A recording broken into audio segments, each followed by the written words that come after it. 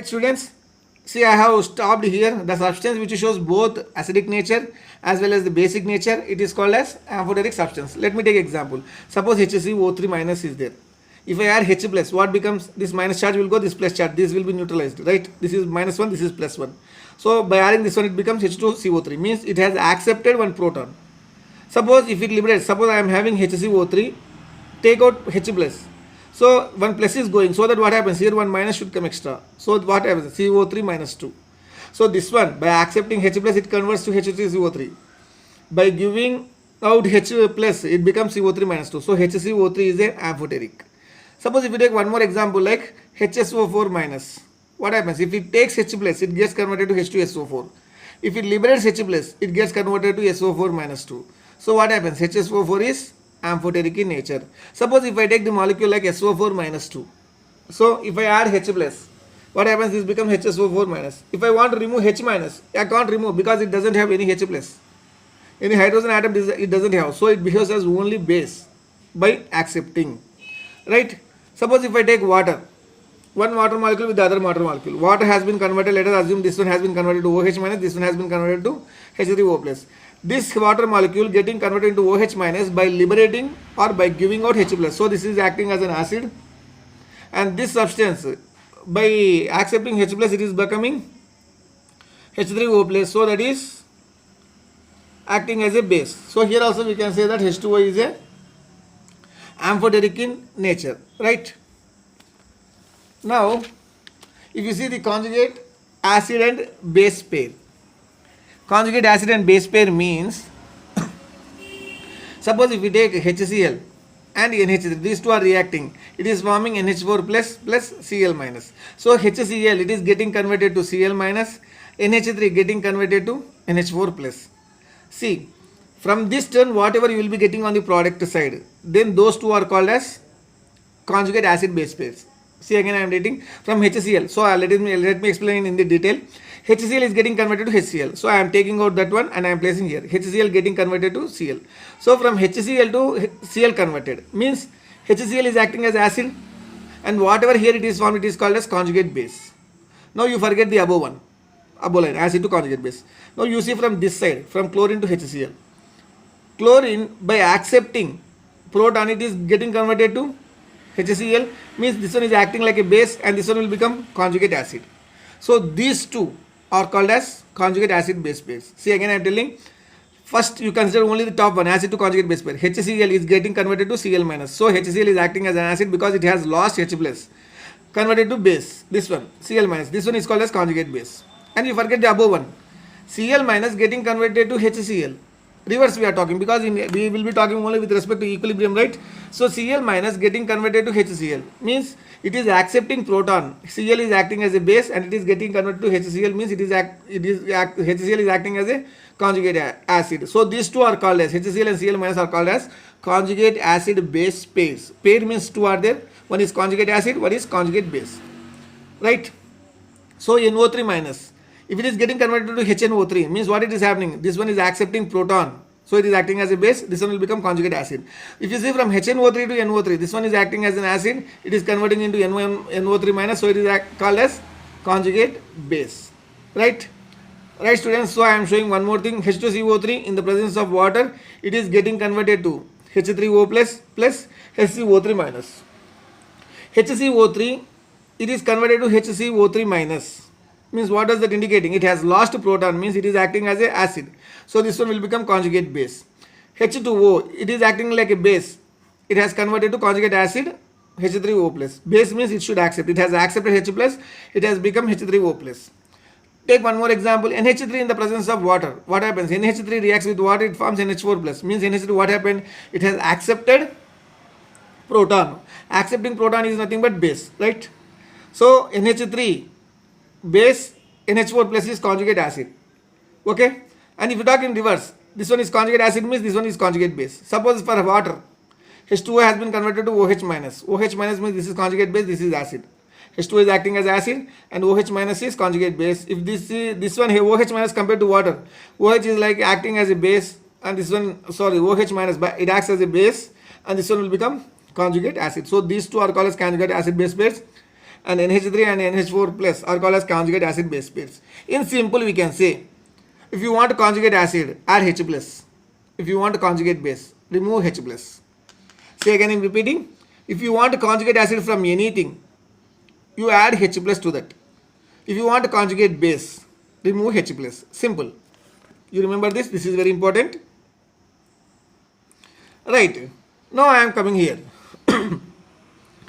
I want to conjugate acid. Conjugate acid means what? H plus addition. So if I add H plus, what happens? This minus charge, that plus charge will go, so it becomes H2CO3. For HS minus conjugate acid, this is H2S, and this one is NH3. If I want to conjugate base for this one, so what happens? Base means what? H plus removal, so it becomes CO3 minus 2. Again conjugate base for H1, so this becomes S minus 2, and again this one NH minus 2. So in this way, simply if you remember this one, conjugate acid means H plus addition. If you want to conjugate acid from any substance, you add H plus. If you want to conjugate base, remove H plus, so that you will be getting the conjugate acid as well as the conjugate base. So I am giving a small work for you. Complete that. So find the conjugate base for this one, H2S, HS minus this one, and conjugate acid for, find the conjugate base for H2S, HS minus HCN. Find the conjugate acid for HbO4 minus 2, NH3SO4 minus 2. You solve that and you check the answers, so that you will be getting clarity how to get the conjugate acid and conjugate base. Right. So if you go for the drawbacks or the limitations whatever with respect to the Bronsted-Lowry theory, he could not explain the acidic nature of BF3, SnCl4, FeCl3 and nickel. And there are so many transition elements. He could not explain. Here it does not accept something like BF3. How you can say? Will it accept H plus or will it donate H plus? Okay, he could not explain regarding that. He could not explain the basic nature of CO, carbonyl group, carbon, oxygen that is. He could not explain not cobalt students. This is carbon, oxygen. Okay. He could not explain the basic nature of CO. And if you come to the modern theory, all the chemical reactions will be involved with only electrons, right? Every chemical reaction is based on electrons. It could not explain acidic or basic nature in chemical reactions where there is no proton. See, in this there is no proton. He could not explain where there is no proton, the acidic nature or basic nature, because in the modern concept all the chemical reactions are based on the electrons only, right? And the new theory has come into the existence.